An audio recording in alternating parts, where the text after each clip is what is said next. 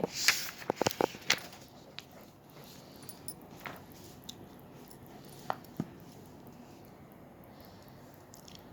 तो बच्चों, I hope तुम लोगों ने ये कविता समझ लिया होगा।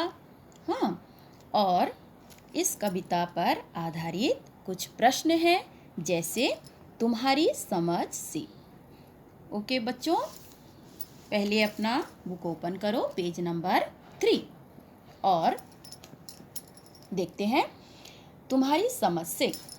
कभी कभी जिद्दी बन करके बाढ़ नदी नालों में लाती, तो बादल नदी नालों में बाढ़ कैसे लाते होंगे?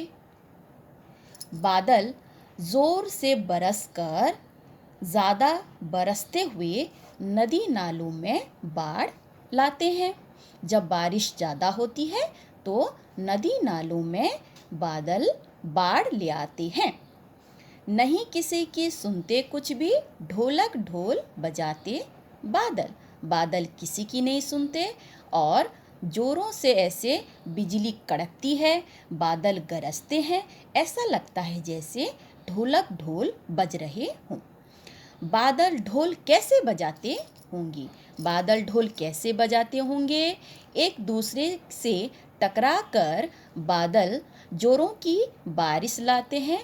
जोर से गरजते हुए बादल जैसे ढोल बजाते होंगे।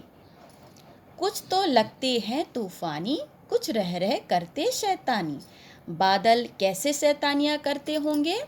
बादल तूफान लाकर और रह रह कर शैतानी करते हुए, बादल रह रह कर बरसते हुए बादल शैतानियाँ करते हैं। तो बच्चों, आप लोगों ने ये समझ लिया। अब इस तरह आपको ये प्रश्न का उत्तर लिखना है। अब देखें, कैसा कौन? कैसा, सूरज सी चमकीली थाली। जैसे सूरज चमकीला होता है, हाँ, सूरज की रोशनी चमकती है, सूरज सी चमकीली थाली। उसी तरह चंदा सा गोरा चेहरा। चांद गोरा होता है ना, चंदा सा गोरा चेहरा हो सकता है। हाथी सा मोटा आदमी हो सकता है ना, हाथी सा मोटा आदमी। जोकर सा मज़ेदार बच्चा। जोकर मज़ेदार होता है ना, बहुत फनी होता है। जोकर सा मज़ेदार बच्चा हो सकता है। परियों सा, परियां सुंदर होती हैं, परियों सा सुंदर पंख।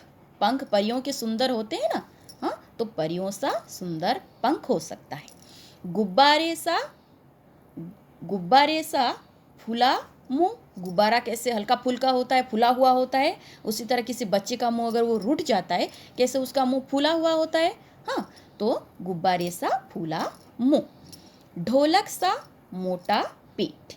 ढोलक कैसे उसके पेट जैसे फुलाए हुए दिखता है कि नहीं, तो ढोलक सा मोटा पेट। ठीक है।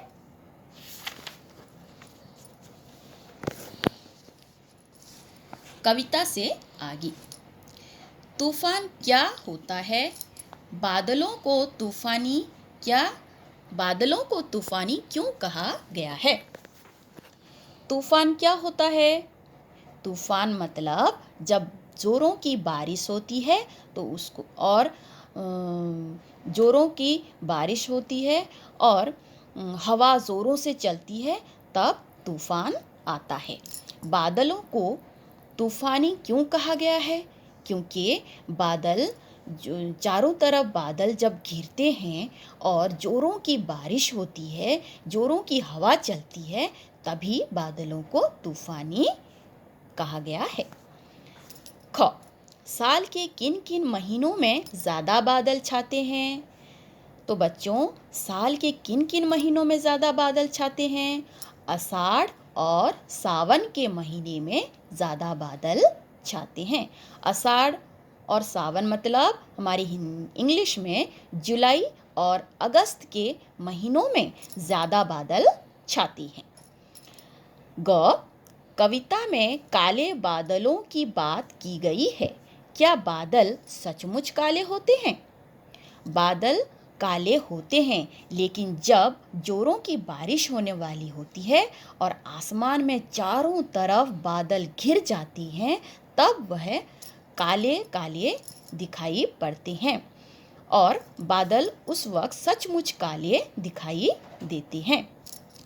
घ, कक्षा में बातचीत करो और बताओ कि बादल किन किन रंगों के होते हैं। ये आपको कक्षा में बातचीत करके एक दूसरे से अपने फ्रेंड्स के साथ बादलों का रंग बताना है। कैसे कैसे बादल? क, तरह तरह के बादलों के चित्र बनाओ। तो यहाँ पर काले काले डरावने बादल, जैसे घने बादल, हाँ, जैसे राक्षस जैसे दिख रहे हों, ऐसे बादल बनाने हैं। गुब्बारे से गालों वाले, हल्के फुल्के फुलाए हुए, हाँ, और पेट तोंत फुला हुए ऐसे वाले गुब्बारे से बादल बनाने हैं। हल्के फुल्के सुहाने, मतलब हल्का फुल्का बनाकर ऐसे आपको बादलों का चित्र इधर बनाना है। ठीक है, अब देखते हैं ख। कविता में बादलों को भोला कहा गया है। इसके अलावा बादलों के लिए और कौन कौन से शब्दों का इस्तेमाल किया गया है? नीचे लिखे अधूरे शब्दों को पूरा करो। बादलों के लिए जैसे म से मतवाले, मतवाले बादल, जी से जिद्दी बादल, श से शैतान बादल, तू से तूफान बादल। बादल शैतानी करते हैं, तूफान लाते हैं। इस प्रकार आपको कविता से ढूंढकर लिखना है। नेक्स्ट, बारिश की आवाज़ें। कुछ अपने थैलों से चुपके झर झर झर बरसाते पानी।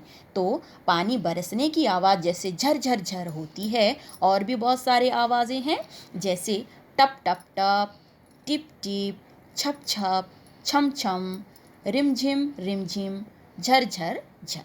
तो बादल इस प्रकार से आवाज़ें निकालकर बरसते हैं और इस प्रकार की आवाज़ें उनकी सुनाई देती हैं। ओके बच्चों, बाय बाय।